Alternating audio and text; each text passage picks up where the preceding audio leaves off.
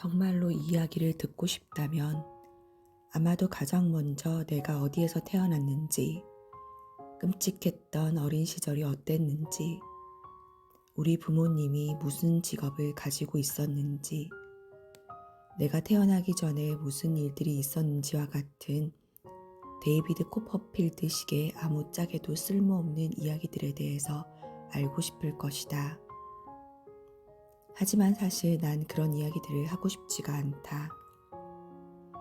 우선 그런 일들을 이야기하자니 내가 너무 지겹기 때문이고, 그렇게 시시콜콜하게 이야기했다가는 부모님이 뇌출혈이라도 일으킬 것 같기 때문이다.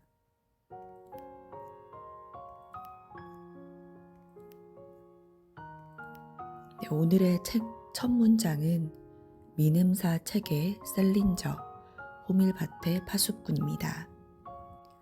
퇴학을 4번째 당한 홀든 콜필드라는 주인공이 퇴학 통지를 받고 그 다음 2일 동안에 벌어진 일을 1인칭 시점으로 서술한 책입니다. 펜시라는 사립고등학교를 다니는 고3 학생으로 189cm의 큰 키에 흰머리가 잔뜩 있어 많은 사람들이 어른으로 착각하기도 합니다. 그에게는 고문 변호사 아버지가 있고 어머니, 헐리우드 작가로 활동하는 형, 그리고 여동생 피비가 있습니다. 남동생 엘리는 13살에 백혈병으로 죽게 됩니다. F학점을 준 교수의 편지를 받고 마지막 인사를 하러 가지만 돌아오는 길에는 그보다 더 많은 현실적 걱정을 해주는 교수를 만난 것을 후회하면서 룸메이트에 대한 거짓스런 모습, 자신의 순수했던 시절의 여자친구, 많은 사람들과의 만남 속에서 끊임없이 나오는 거짓말 속에서 외로움이 묻어나는 내용을 다루고 있습니다. 실제 작가 셀린저는 실제 은둔자, 괴짜로 알려져 있습니다. 젊은 여성들과의 만남도 있었고 우나 오닐과의 만남 도중 세계 2차 대전에 참전하면서 배우를 꿈꾸었던 그녀는 헐리우드로 건너가 찰리 채플린과 결혼하게 됩니다. 그의 엄청난 화를 느꼈다고 하고요. 2차 세계대전 당시 노르망디 상륙 작전, 휘르트겐 숲 전투, 가장 치열했던 미국과 독일의 서부 전선에 참전하게 되면서 실제 아버지가 유태인이고 유태인 음식을 파는 사람이었기에 유태인 수용소의 처참한 부분에 충격을 받으면서 외상 후 스트레스로 병원 치료를 받기도 합니다. 책에는 많은 비속어들이 등장하는데요. 빌어먹을이라는 욕설이 245번이나 등장하고 다른 욕설 또한 계속해서 등장하며 매춘, 흡연, 음주 등이 청소년 권장도서로 부적합하다고 여겨졌고 또한 1980년 12월 9일 존 레논이 뉴욕에 있던 자신의 아파트 앞에서 마크 체프먼이 쏜 총에 맞아 숨졌습니다. 암살의 이유가 모든 사람이 셀린저의 소설 호밀밭의 파수꾼을 읽게 만들고 싶었기 위해서였다고 합니다. 범행 후에도 이 책을 손에 들고 있었다고 하네요.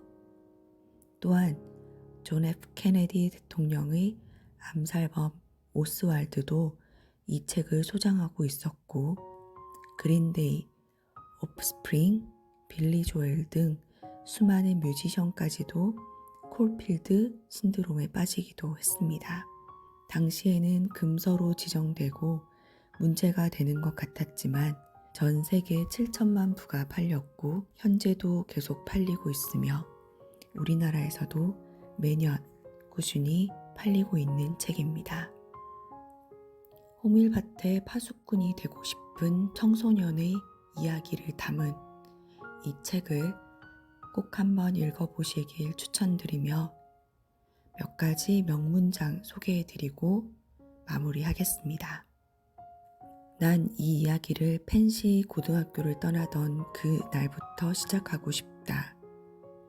1888년 이래로 우리는 건전한 사고방식을 가진 훌륭한 젊은이들을 양성해내고 있습니다. 이건 정말 웃기지도 않는다. 훌륭한 젊은이들을 양성한다니 정말 말도 안 되는 소리. 눈을 씻고 찾아봐도 건전한 사고방식을 가진 훌륭한 젊은이들이라고는 본 적이 없다. 호밀밭을 지나가는 사람을 붙잡는다면 이라는 노래 알지? 호밀밭을 걸어오는 누군가와 만난다면이야. 그리고 그건 시야. 로버트 번스가 쓴 거잖아. 사실 난 그 시를 모르고 있었다. 잘못 알고 있었나 봐. 그건 그렇다 치고 난 늘 넓은 호밀밭에서 꼬마들이 재밌게 놀고 있는 모습을 상상하곤 했어. 어린애들만 수천 명이 있을 뿐 주위에 어른이라고는 나밖에 없는 거야. 그리고 난 아득한 절벽 옆에 서 있어. 내가 할 일은 아이들이 절벽으로 떨어질 것 같으면 재빨리 붙잡아 주는 거야.